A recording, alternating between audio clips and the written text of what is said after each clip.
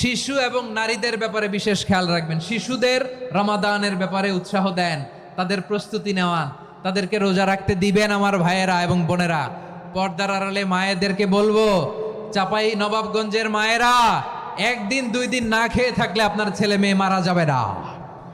ঠিক কিনা বলেন? ওদেরকে উৎসাহিত করেন, ওদের ছোট্ট যারা রাখতে দেন, বলেন যে বাবা সকাল থেকে দুপুর পর্যন্ত না খেয়ে থাকলে তোমার অর্ধেক রোজা, এরকম 2 দিন অর্ধেক মিলে তোমার 1 রোজা। এরকম আমি কত রোজা রাখছি ছোটবেলায় কোনো হিসাবই নাই।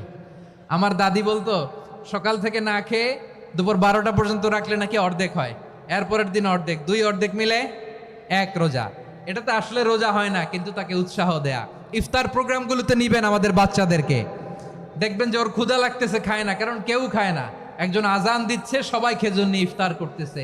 এই দৃশ্য, এই ট্র্যাডিশন, এই ইবাদত, এই তারবিয়া ওর আগামীর জীবনটাকে সুন্দর করবে। চিল্লায়া বলেন ঠিক কি না? চ্যানেলটি সাবস্ক্রাইব করে আমাদের সঙ্গেই থাকুন।